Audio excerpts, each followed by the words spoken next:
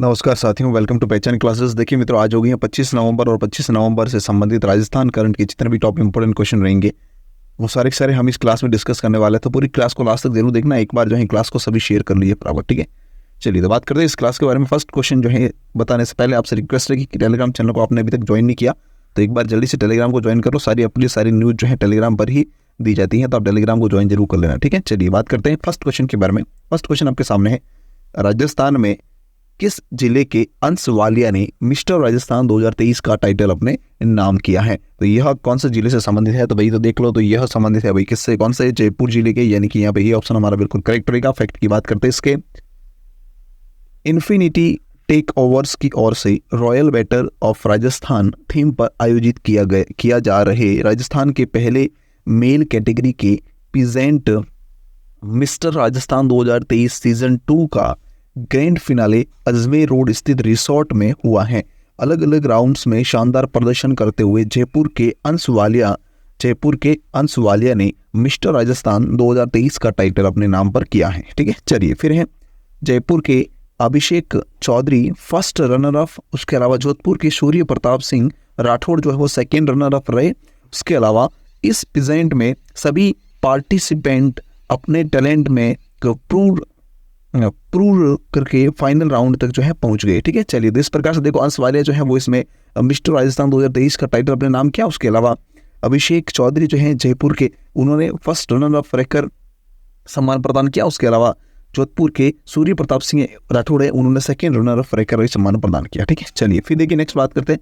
Question number 2 लिखा हुआ है, जयपुर जलवायु के साथ कृषि तकनीकों के अध्ययन हेतु किस संस्थान ने कृषि विश्वविद्यालय कोयम्बटूर तमिलनाडु के साथ में MOU किया है? ये क्वेश्चन काफी इंपॉर्टेंट है, मोस्ट इंपॉर्टेंट क्वेश्चन, याद रखना आने वाला एग्जाम में 101% ये जो क्वेश्चन आने वाला है। क्वेश्चन कह रहा है कि जलवायु के साथ में कृषि तकनीकों के अध्ययन हेतु किस संस्थान ने कृषि विश्वविद्यालय कोयम्बटूर तमिलनाडु के साथ में समझौता किया है, MOU किया है? तो वह राजस्थान की कौन सी यूनिवर्सिटी है? तो वह है भाई कृषि विश्वविद्यालय जोधपुर। कृषि विश्वविद्यालय जोधपुर, यानी कि बी ऑप्शन इसका हमारा बिल्कुल करेक्ट रहेगा। कृषि विश्वविद्यालय जोधपुर और कृषि विश्वविद्यालय कोयम्बटूर तमिलनाडु के बीच में MOU हुआ है, ये ध्यान रखना। क्या हुआ है डिटेल देखते पूरी इसकी।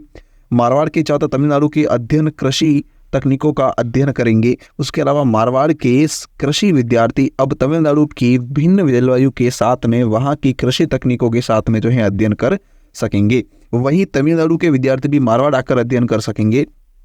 कृषि विश्वविद्यालय जोधपुर व तमिलनाडु कृषि विश्वविद्यालय कोयम्बटूर के बीच में MOU हुआ है। कृषि विश्वविद्यालय जोधपुर और तमिलनाडु की जो कृषि विश्वविद्यालय कोयम्बटूर के अंतर्गत है, उनके बीच में ये MOU हुआ है, ठीक है। चलिए देखिए फैक्ट और इसके बारे में। MOU के माध्यम से दोनों विश्वविद्यालय अपने छात्रों को परस्पर एक दूसरे संस्थानों में भेजकर गुणवत्तायुक्त शिक्षण सुविधा, अनुसंधान व प्रसार कार्यक्रमों का लाभ प्राप्त कर सकेंगे। विद्यार्थियों को तमिलनाडु और जोधपुर की जलवायु भिन्नता होने के कारण परस्पर विकसित कृषि तकनीकों को भिन्न भिन्न जलवायु परिस्थितियों में जांचने परखने का अवसर मिलेगा। वहीं भविष्य में भी ऐसी कृषि तकनीकों को विकसित कर सकेंगे जो भिन्न जलवायु में भी किसानों के लिए लाभप्रद होगी। कृषि विश्वविद्यालय जोधपुर के कुलपति प्रोफेसर वी गीता लक्ष्मी ने MOU पर हस्ताक्षर किए हैं, ठीक है। चलिए फिर बात करते हैं नेक्स्ट क्वेश्चन नंबर 3 के बारे में। राजस्थान में साइबर सुरक्षा के लिए राज्य स्तरीय लैब कहां पर स्थापित की जाएगी? तो ये जो है राजस्थान में साइबर सुरक्षा करने के लिए राज्य स्तरीय लैब जो है वह स्थापित की जाएगी राजधानी जयपुर के अंतर्गत, यानी कि यहाँ पे बी ऑप्शन हमारा बिल्कुल करेक्ट रहेगा, ठीक है। देखते हैं फैक्ट इसके बारे में। राजस्थान में साइबर सुरक्षा को अधिक मजबूत बनाने हेतु राज्य स्तरीय लैब जो है वो जयपुर में स्थापित की जाएगी। यह लैब राजस्थान पुलिस अकादमी द्वारा संचालित की जाएगी। इससे प्रदेश में साइबर सुरक्षा बढ़ेगी और विभिन्न प्रकार के अपराधों के अनुसंधान में सुगमता आएगी, ठीक है। चलिए फिर देखिए नेक्स्ट क्वेश्चन नंबर 4 है, चूरू में हुई राजस्थान राज्य टीम प्रतियोगिता में जयपुर के वंश पारिक और अनिल शर्मा ने सीनियर वर्ग में कौन सा पदक जीता है? तो इन्होंने जो है इसमें प्राप्त किया है कौन सा? गोल्ड मेडल, यानी कि स्वर्ण पदक इन्होंने जीता है, अर्थात बी ऑप्शन इसका हमारा बिल्कुल करेक्ट रहेगा। देखिए फैक्ट इसके बारे में क्या है। चूरू में हुई राजस्थान राज्य वेट लिफ्टिंग प्रतियोगिता में जयपुर के वंश पारिक और अनिल शर्मा ने सीनियर वर्ग में गोल्ड मेडल प्राप्त किया है, मतलब स्वर्ण पदक प्राप्त किया है। टीम मैनेजर प्रमोद कुमार खंडेलवाल ने बताया कि पारिक ने 89 किलो भार वर्ग में स्पैच में 127 किलो, जर्क में 145 किलो कुल और 272 किलो। और इसके अलावा अनिल शर्मा ने 109 किलो भार वर्ग में स्पेच में 122 और जर्क में 169, कुल बात करें 291 गोल्ड पदक भार के अंदर जो है इन्होंने गोल्ड मेडल जीता है। फिर टीम कोच और जयपुर वेट लिफ्टिंग संघ के सचिव रतन सिंह तंवर के अनुसार सीनियर कैटेगरी में जयपुर जो है वो विजेता रहा है, जयपुर विजेता रहा है। ठीक है, चलिए फिर बात करते हैं नेक्स्ट क्वेश्चन नंबर 5 की तरफ। हाल ही में धरती दोहरारी महोत्सव जो है वो कहाँ पर आयोजित किया गया? तो यह आयोजित किया गया है महाराणा प्रताप सभागार जयपुर के अंतर्गत, यानी कि यहाँ पे हमारा ए ऑप्शन जो है वो बिल्कुल करेक्ट रहेगा। फैक्ट की बात करते हैं, धरती दोहरारी महोत्सव का हुआ है आयोजन। ठीक है, महाराणा प्रताप सभागार में चल रहे धरती दोहरारी महोत्सव के 5वें दिन लोक कलाकारों ने बहुचर्चित कालबेलिया नृत्य की प्रस्तुति दी है। कलाकारों ने गीत जिसमें कालियो कूद पड़ियो मेला में पर प्रस्तुति दी है, ये पॉइंट याद रखना। फिर है कि इस नृत्य की खास बात ये थी कि इसमें गुलाबों की 3 पीढ़ियां, उनके 3 बेटियां और पोतियों ने भी उनके साथ में ताल मिलाई थी। इस मौके पर गुलाबों और उनके साथी कलाकारों ने राजस्थान बीटड़ी और मयूर नृत्य भी प्रस्तुत किए हैं। ठीक है, चलिए फिर है ठफ संघ की धमाल पर भी जो है कुछ गुंजे हैं होली के गीत इसके अंतर्गत। गुलाबों की प्रस्तुति के बाद में श्याम सुंदर सैनी, फतेहपुर वाले और उनके साथी कलाकारों की ठफ और चंग की लय ताल पर होली के सलोने गीतों की मस्ती भी इसमें लुटाई गई। फिर है श्याम सुंदर की ये प्रस्तुति होली की विशुद्ध गायन परंपरा पर आधारित थी, जिसमें साथी कलाकारों ने ठफ और चंग के साथ में चांद छड़ियों, गिगनार सहित होली के प्रारंभिक गीत प्रस्तुत किए हैं। ठीक है, चलिए फिर बात करते हैं नेक्स्ट क्वेश्चन नंबर 6 के बारे में। वर्ष 2023 का नौशाद सम्मान किसे दिया जाएगा? तो नौशाद सम्मान जो है वर्ष 2023 का वो मिलेगा इमरान खान जी को, यानी कि यहाँ पे डी ऑप्शन हमारा बिल्कुल सही रहेगा। फैक्ट की बात करते हैं, 30 नवंबर को उत्तर प्रदेश की चर्चित अवध फेस्टिवल का आयोजन किया जा रहा, जिसके दौरान इस तरफा एक तरफ जहां संगीत की दुनिया के दमकते सितारों को सम्मानित किया जाएगा, वहीं संगीत भरी महफिल में बिखरेगा सुरों का जादू। उसके अलावा इस साल का नौशाद सम्मान जो है जाने माने गायक शान गदर, फिल्म संगीतकार मिथुन शिखर के सितारे वादक संगीतकार इमरान खान और गायिका माहिरी बोस के साथ ही गायिका प्रियंका बर्फे और अंतरा नंदी, इसके अलावा शायर व आई आईएस हरिओम और उसके अलावा रंग निर्देशक सुरेश शर्मा, इन सबको जो है दिया जाएगा। ठीक है, चलिए फिर बात करते हैं नेक्स्ट है नौशाद सम्मान समारोह का आयोजन हर वर्ष हुनर क्रिएशंस क्राफ्ट एसोसिएशन की ओर से किया जाता है।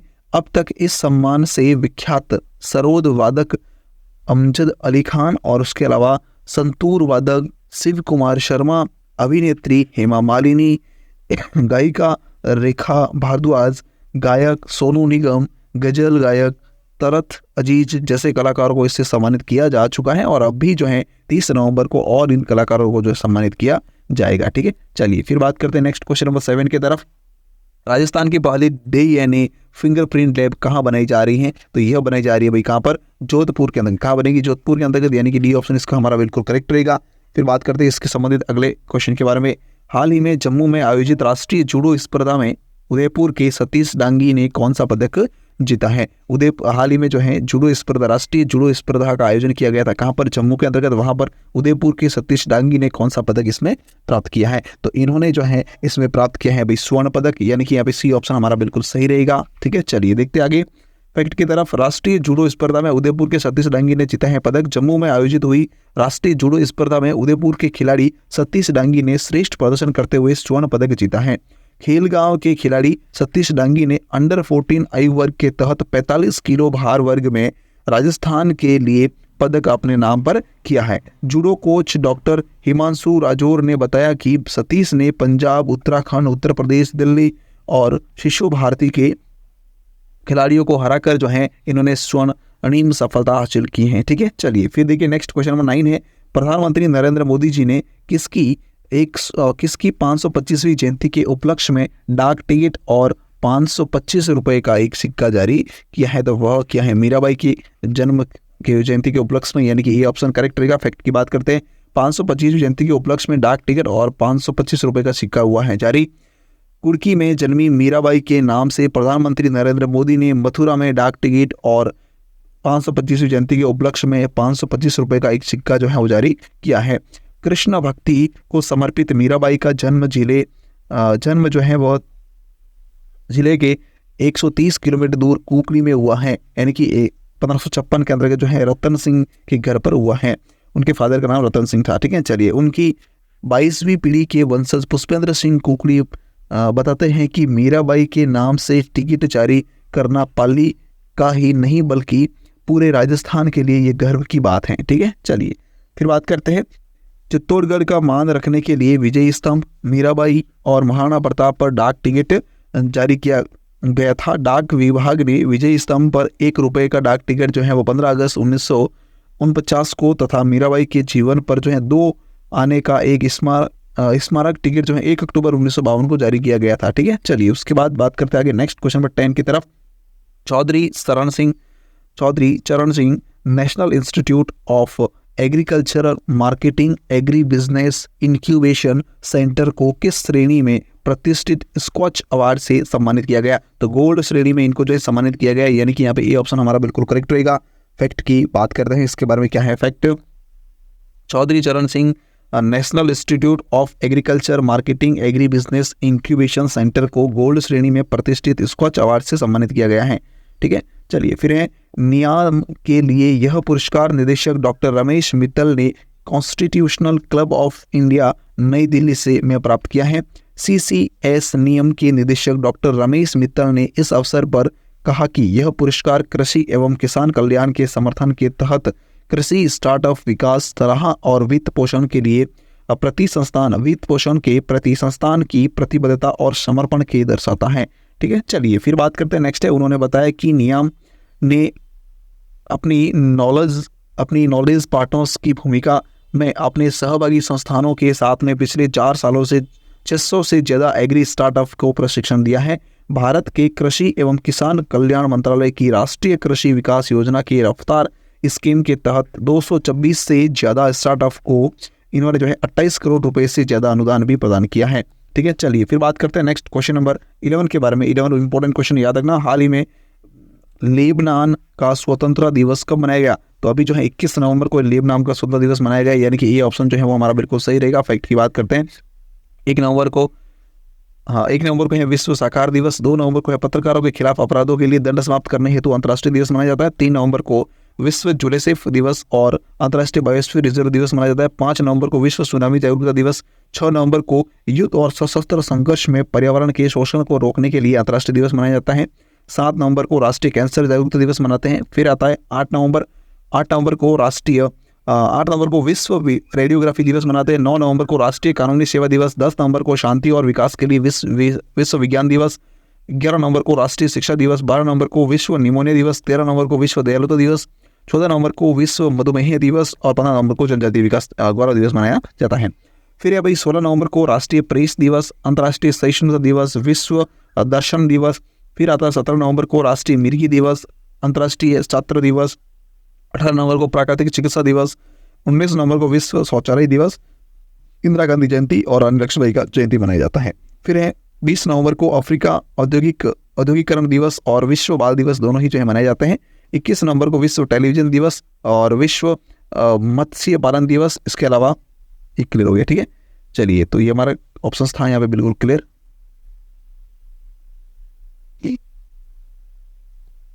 चलिए फिर बात करते हैं नेक्स्ट। हाल ही में संयुक्त सैन्य अभ्यास ऑस्ट्रो हिंद 2023 भारत और किस देश के बीच में आयोजित किया गया? भारत और ऑस्ट्रेलिया के बीच में आयोजित किया गया, यानी कि बी ऑप्शन यहाँ पे करेक्ट रहेगा। फैक्ट की बात करते हैं। हाल ही में संयुक्त सैन्य अभ्यास ऑस्ट्रो हिंद जो है 2023 भारत और ऑस्ट्रेलिया के बीच में आयोजित किया जा रहा है, जिसमें ऑस्ट्रेलिया अपने संविधान में देश के मूल निवासियों को मान्यता देने वाला जनमत संग्रह जो है कराने जा रहा है। विश्व में जीवित परजीवी कृमि का पहला मामला जो है ऑस्ट्रेलिया में पाया गया है। नौसैनिक अभ्यास मालाबार का 27वां संस्करण ऑस्ट्रेलिया में भी संपन्न हुआ है, ठीक है। चलिए ये थी हमारी क्लास पूरी होगी। इसकी पीडीएफ आपको टेलीग्राम पर मिल जाएगी। टेलीग्राम का लिंक जो है वो वीडियो के डिस्क्रिप्शन में दिया है, उसे जाकर ज्वाइन जरूर कर लेना। सारी अपडेट टेलीग्राम पर मिलती है। इसके अलावा अगर आपने अब तक यूट्यूब चैनल पर पहचान क्लासेस को सब्सक्राइब नहीं किया तो सब्सक्राइब कर लेना, वीडियो को लाइक शेयर और कमेंट जरूर करते रहिएगा, ठीक है। चलिए, थैंक यू सो मच पूरी क्लास देखने।